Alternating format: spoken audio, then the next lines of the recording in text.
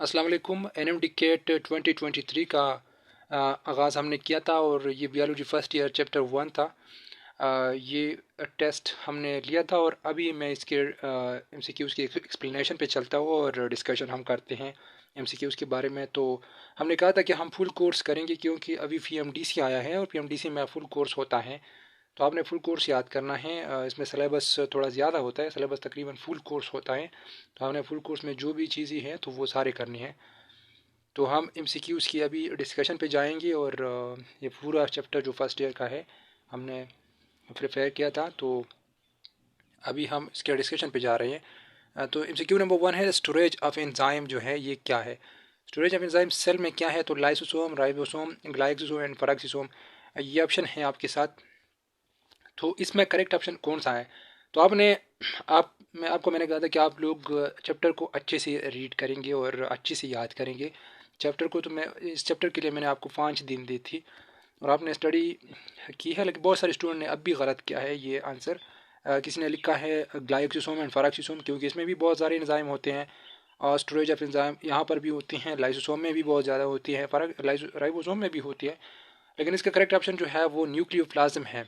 Nucleoplasm cell में जो इस तरह जगह है जहाँ पर सारी एंजाइम की, हर तरह के एंजाइम की स्टोरेज होती है। और ये जो आपके फर्स्ट ईयर का बायो है उसका लाइन है, तो आपको ये याद होना चाहिए। और आपने लाइन बाय लाइन रीडिंग जब करते हो, आप रीडिंग लाइन बाय लाइन, तो उसको अच्छी सी करना। जब आप अच्छी से बुक्स में जो कुछ होते हैं वो आप रीडिंग करते हैं तो अंडरस्टैंडिंग वाइज करना रीडिंग, तो वो आपको ज़्यादा फ़ायदा देगा और फिर आपके जहन में ये सारी चीज़ें खुद ही बैठ जाएगी। तो आपको फिर पता होगा कि स्टोरेज ऑफ एंजाइम क्या है। तो आप फिर तुक्के नहीं लगाएंगे। तो यहाँ पर स्टूडेंट ना कुछ ने ये लगाया है, कुछ ने ये लगाया है, लेकिन ये आपकी बुक का लाइन है तो आपको याद होना चाहिए। न्यूक्लियोप्लाज्म इसमें ऑप्शन है, तो इसका करेक्ट ऑप्शन है none. The main difference between pellet and supernatant, तो फेलेट जो होता है वो नीचे होता है और ऐसे वो हमारे साथ बीकर होता है। यहाँ पर जो हेवी पार्ट्स होते हैं उसको पैलेट कहते हैं और यहाँ पर जो ये सुपरनेटेड होता है इसमें स्मॉल स्मॉल स्मॉल पार्ट्स होते हैं उसी सोल्यूशन की, जो कि हमने वो सेंट्रीफ्यूज में रखा होता है। पहले होमोजेनाइजर पे ग्राइंडिंग करते हैं, उसके बाद फिर सेंट्रीफ्यूगेशन पे हम इसको रिवॉल्व करते हैं कि इसमें जो हेवी पार्ट्स होते हैं वो नीचे बैठ जाते हैं, उसको पैलेट बोलते हैं। और सुपरनेटेड को फिर एक नई एक दोबारा हम इसको से जो है हम उसको रिवोल्यूशन की जानिब वो दोबारा सेंट्रीफ्यूज में रखते हैं, तो इसको सुपरनेटेड बोलते हैं। सुपरनेटेड 1 2 3 4 5 इसी तरह फिर हमारे साथ आते हैं। लेकिन इसका करेक्ट ऑप्शन यहाँ पर हम देखेंगे सुपरनेटेड कंटेन हैवी पार्ट्स, तो ये भी गलत है क्योंकि मैंने आपको कहा कि इसमें छोटे पार्ट्स होते हैं, स्मॉल पार्ट्स, सॉफ्ट पार्ट्स होते हैं। फेलेट कंटेन स्मॉलर पार्ट, तो ये भी गलत है। सुपरनेटेड कंटेन मोर वाटर, तो इसमें ये करेक्ट ऑप्शन है क्योंकि सुपरनेटेड में ऊपर वाटर होता है, नीचे जो चीज़ें बैठ जाती है उस वो सिर्फ जो चीज़ें बैठ जाते हैं यहाँ पर तो उसको सिर्फ फेलेट बोलते हैं। तो फेलेट जो है वो हैवी पार्ट भी होता है, इसमें डेंस पार्टिकल होते हैं। तो फेलेट कंटेन लेस डेंस पार्ट, तो ये भी गलत ऑप्शन है। तो आपके साथ करेक्ट ऑप्शन है ऑप्शन सी। यहाँ पर ribosome present in eukaryotic cell, eukaryotic cell में बुक में लिखा है कि यूकैरियोटिक सेल में 80S राइबोसोम होता है, लेकिन ये साइटोप्लाज्म के बारे में लिखा होता है। साइटोप्लाज्म में ये 80S राइबोसोम होता है, प्रोकैरियोटिक में 780 होता है, 7S होता है। लेकिन अगर आप देखें तो यूकैरियोटिक सेल में आपके साथ माइटोकॉन्ड्रिया भी होती है और इसके साथ साथ आपके साथ क्लोरोप्लास्ट भी होती है। यहाँ पर वैसे इमेजिन करिए आप कि ये एक सेल है, इसमें ये माइटोकॉन्ड्रिया है, यहाँ पर ये क्लोरोप्लास्ट है। तो इन दोनों में 70S होती है। 70S राइबोसोम इन दोनों में होती है। तो ये यूकैरियोटिक सेल है। यूकैरियोटिक सेल में यहाँ पर साइटोप्लाज्म में आपके साथ 80S होता है और माइटोकॉन्ड्रिया और इसके साथ साथ माइटोकॉन्ड्रिया और क्लोरोप्लास्ट में आपके साथ 70S होता है। बाकी एक और MCQ में आपको यहाँ पर आपके लिए छोड़ूंगा कि वो असल में वो कौन कौन सी और जगह होते हैं और इस तरह ऑर्गेनिली कौन से होते हैं या और जगह कौन से होते हैं जहाँ पर 70S राइबोसोम होता है प्रेजेंट। 80S तो साइटोप्लाज्म में होता है, 70S माइटोकॉन्ड्रिया और क्लोरोप्लास्ट के अलावा और कौन सी जगहों में मौजूद होता है। तो आप ये कमेंट में लिख के मुझे बताएं कि 70S राइबोसोम और कहाँ पर होता है। अगर आपको याद नहीं तो आप गूगल भी कर सकते हैं। The maximum absorption spectra obtained by spectrophotometer is for, तो स्पेक्ट्रोफोटोमेट्री में अगर आप देखें तो वहाँ पर एक 3 ग्राफ्स इस तरह गिवन होते हैं। सबसे ऊपर वाला जो ग्राफ होता है वो क्लोरोफिल बी के लिए होता है, कैरोटीनॉइड के लिए थोड़ा नीचे होता है, क्लोरोफिल ए के लिए थोड़ा ज़्यादा होता है, लेकिन सबसे ज़्यादा जो होता है क्लोरोफिल बी का होता है। और ये स्पेक्ट्रोफोटोमीटर के टॉपिक से मैंने ये टॉपिक लिया, ये एमसीक्यू लिया है, फोटोसिंथेसिस से नहीं लिया है। तो आप इसको कंफ्यूज यहाँ पर नहीं होना कि यहाँ पर ये एमसीक्यूज़ तो चैप्टर 4 से आया है, ये चैप्टर फर्स्ट से है। MCQ नंबर 5 अगर आप देखिए, if a microscope having eye piece power 10 और 10x और ऑब्जेक्टिव लेंस का जो पावर है वो 15x है, तो इसका रेजोल्यूशन पावर क्या होगा? तो रेजोल्यूशन पावर हम इससे फाइंड नहीं कर सकती। अगर आप यहाँ पर मैग्नीफिकेशन पावर का बोलते हैं तो यहाँ पर इसका करेक्ट ऑप्शन होता ये वाला 150, लेकिन यहाँ पर रेजोल्यूशन पावर का हम इससे फाइंड नहीं कर सकते। गिवन डेटा जो है ये अनसफिशेंट है, तो इस वजह से हमारे साथ करेक्ट ऑप्शन है non. Mark the miss match fair. Miss match fair वही होता है जो कि एक चीज़ का फंक्शन वही नहीं होता जो इसका होता है। तो मेलोफ्लास्ट जो होता है वो स्टार्च को स्टोर करता है, तो ये करेक्ट है। एलियोफ्लास्ट जो होता है वो स्टोर करते हैं लिपिड्स और ऑयल को। यहाँ पर ये न्यूक्लिक एसिड लिखा है, तो यहाँ पर आपके साथ ऑप्शन ये करेक्ट होगा। प्रोटीनोप्लास्ट प्रोटीन जो है स्टोर करते हैं, ये करेक्ट है, तो इसका ऑप्शन है option B. Which one is not self replicating organelle? तो सेल्फ रेप्लिकेटिंग ऑर्गेनेली जो है ये माइटोकॉन्ड्रिया भी है, प्लास्टिड्स भी है, प्लास्टिड्स क्लोरोप्लास्ट हैं या बाकी सारे हैं, तो ये भी है प्लास्टिड्स का हिस्सा है। तो प्लास्टिड भी सेल्फ रेप्लिकेटिंग है, माइटोकॉन्ड्रिया भी सेल्फ रेप्लिकेटिंग है, तो ये दोनों यहाँ पर सेल्फ रेप्लिकेटिंग ऑर्गेनिज्म है। तो यहाँ पर आप बोथ नहीं लगाएंगे क्योंकि यहाँ पर लिखा है नॉट कि विच one is not self replicating, तो यहाँ पर कोई भी इस तरह नहीं है। ऑप्शन ए भी नहीं है, बी भी नहीं है, तो यहाँ पर ऑप्शन लगाएंगे ऑप्शन नॉन। तो यहाँ पर आप नॉट को देखेंगे, अगर आप यहाँ पर नॉट नहीं होता तो इसका ऑप्शन होता सी, लेकिन ऑप्शन इस नॉट की वजह से यहाँ पर नॉन ऑप्शन आया क्योंकि इसमें कोई इस तरह की ऑर्गेनिली नहीं है जो सेल्फ रिप्लिकेटिंग हो ना हो, तो इस वजह से ऑप्शन करेक्ट है, ऑप्शन आपके साथ डी। अब सीक्यू नंबर 8 है, विच one is present in all living organism? All living organism में वैक्यूल सब में नहीं होती, बैक्टीरिया सेल में नहीं होती, प्रोक्रियाटिक सेल में नहीं होती, कुछ में होती कुछ नहीं होती, न्यूक्लियस तो प्रोक्रियाटिक सेल में नहीं होती, लाइसोसोम प्रोक्रियाटिक सेल में नहीं होती, सेल मेम्ब्रेन जो होते हैं वो सारे में होते हैं, तो इसका ऑप्शन है ए ऑप्शन इसमें करेक्ट है। MCQ नंबर 9 है, विच one is not bounded by double membrane? तो डबल मेम्ब्रेन इसमें कौन से से नहीं होता? क्लोरोप्लास्ट का भी होता है, न्यूक्लियस का भी होता है, माइटोकॉन्ड्रिया का भी होता है, लेकिन ग्लाइकोसोम सिर्फ सिंगल बाउंडेड होता है, तो इस वजह से इसका करेक्ट ऑप्शन है option D. Cyclosis belong to microfilament, intermediate filament, microtubule. तो माइक्रोफिलामेंट का जो फंक्शन है, सारे सबके फंक्शन आप देखेंगे, इसकी भी याद करेंगे, इसकी भी याद करेंगे, इसके लिए तीन तीन फंक्शन है और आपने ये चीज़ें बहुत अच्छी तरह याद करने हैं।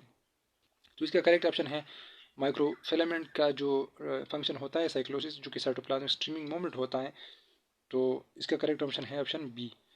विच is non membranous particle? Non membranous particle कौन सा है? राइबोसोम भी है, न्यूक्लियोलस भी है, सेंट्रियोल भी है और ऑल ऑफ दी इसमें करेक्ट ऑप्शन है। और इससे ये तीनों जो है बहुत इंपॉर्टेंट पॉइंट्स है तीनों, तो इस वजह से इससे मैंने एक MCQ बनाया कि आपको फिर याद हो। ये तीनों जो है नॉन मेम्ब्रेनस पार्टिकल है सेल के अंदर। If 70s ribosome is present in prokaryotic cell and 80 is a eukaryotic cell, then 70 and 40 s जो है सब यूनिट्स आर प्रेजेंट इन, तो यू न्यूक्लियोलस के पेरिफेरल जगह पर जो होते हैं वो यहाँ पर प्रेजेंट होते हैं। 70 और 30 एस की ये सब यूनिट्स जो होते हैं, बाकी सब यूनिट्स जो होते हैं 50 और 60 एस ये वो भी यहाँ पर प्रेजेंट होते हैं। सेंट्रल न्यूक्लियोलस के सेंट्रल रीजन में RNA और DNA होती है और पेरिफेरल रीजन में आपके साथ ये सब यूनिट्स होती है जो कि 30 और 40 के अलावा 50-60 सब यूनिट्स भी होते हैं जो कि मिल के राइबोसोम 70s 80s बनाते हैं। तो आपने हर एक चीज़ को अच्छे से याद करना है, तो आपको फिर कोई मसला नहीं होगा टेस्ट में। Which one is not organelle? Organelle इसमें कौन सा नहीं है? तो यहाँ पर अगर आप देखिए न्यूक्लियोलस जो कि न्यूक्लियस के अंदर होता है, तो न्यूक्लियस का ये ऑर्गेनिली है लेकिन सेल का ऑर्गेनिली नहीं है, तो यहाँ पर इसका करेक्ट ऑप्शन है option C. The diameter of intermediate filament, तो ये तो एक रट्टे वाला क्वेश्चन है, रट्टा नहीं लेकिन आपने वैसे ही कभी कभी इस तरह के क्वेश्चन आते हैं, तो आपने याद रखना है कि इसका ऑप्शन है option A. Tonoplast as the membrane of vacuole. Vacuole का जो वैक्यूल का जो यहाँ पर मेम्ब्रेन होता है इसको कहते हैं टेनोप्लास्ट। द मोस्ट डेंस राइबोसोम यहाँ पर कौन सा है? तो 70S है एक, और एक 80S है आपके साथ।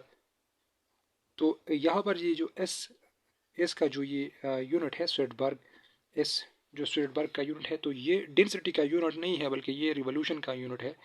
रिवोल्यूशन साइकिल्स, जितनी साइकिल्स होती हैं किसी भी चीज़ को फिलेट में जाने के लिए जितनी साइकिल दरकार होती हैं वहाँ पर ये लिखा होता है। तो सबसे 70 साइकिल्स के बाद आपके साथ ये फ्लैट में जाती है, और 80 साइकिल्स के बाद आपके साथ ये फ्लैट में जाती हैं।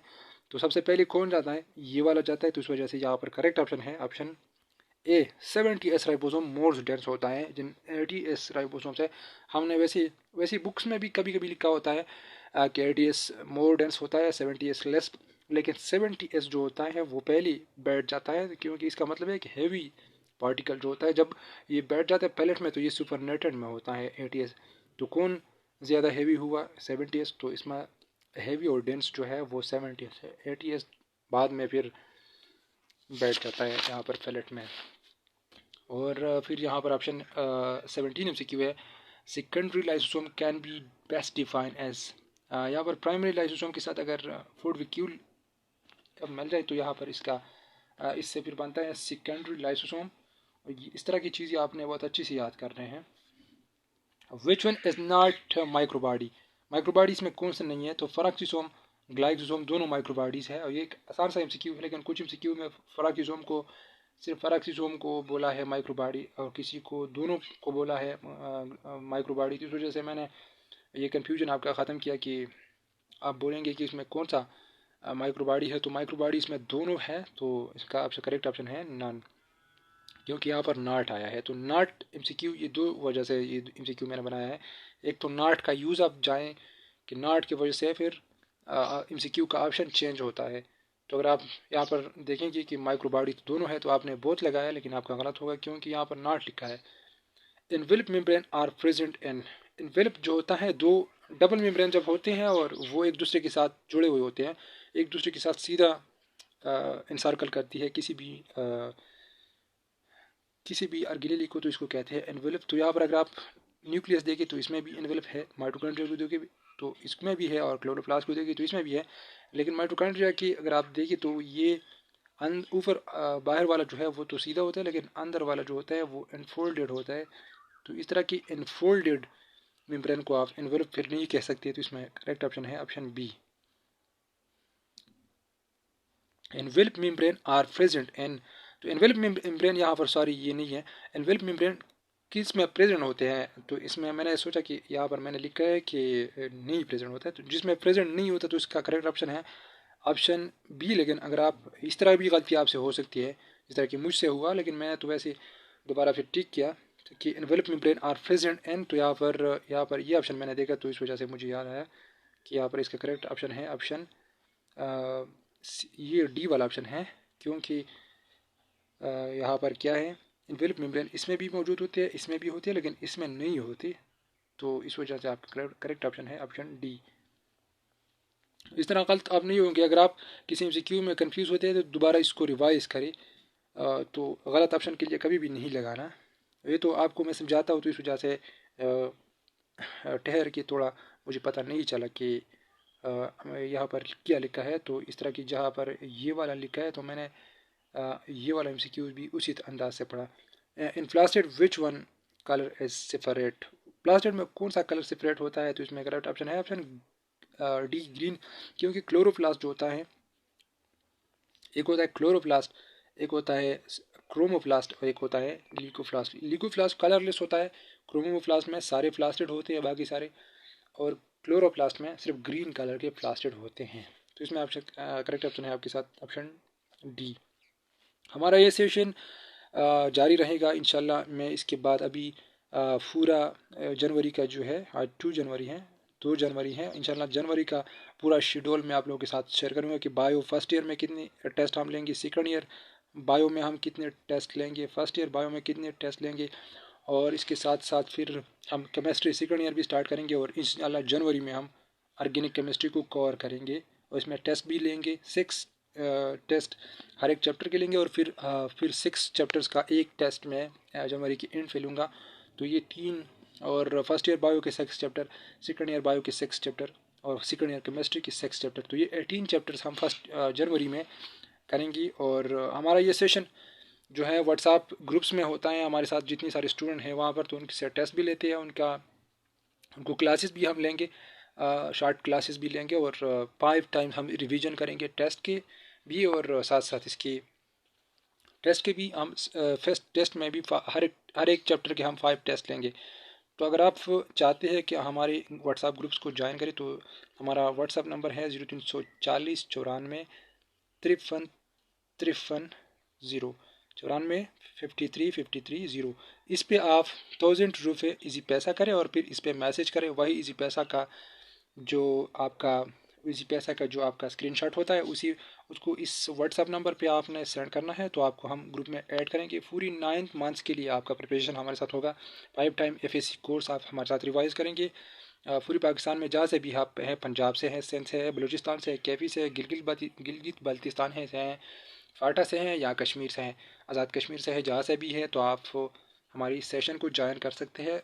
NMD CAT 2023 के लिए फ़ॉरन से भी अगर आप हैं, तो फ़ॉरन स्टूडेंट भी हमें ज्वाइन कर सकते हैं, जो कि NMD CAT 2023 देंगे, पाकिस्तान में आना चाहते हैं टेस्ट के लिए। अफगान स्टूडेंट हैं, या बाहर श्रीलंकन स्टूडेंट हैं जो कि उर्दू जानते हैं, या हमारे बाकी सारे स्टूडेंट्स जो है फॉरेन कंट्रीज़ में है, ऑस्ट्रेलिया में है, इंग्लैंड में है, अमेरिका में है, जो कि हमारे कॉलेजेस में वहाँ के स्टूडेंट होते हैं, फ़ॉरेन कोटा पे आते हैं, तो उनको भी ये टेस्ट देना अच्छा होता है। तो वो स्टूडेंट अगर आप ये टेस्ट दे दे, तो उनके लिए फिर बहुत अच्छा मौका होता है, तो आसानी से वो हो जाते हैं। तो आप सब हमारी इस सेशन को ज्वाइन कर सकते हैं।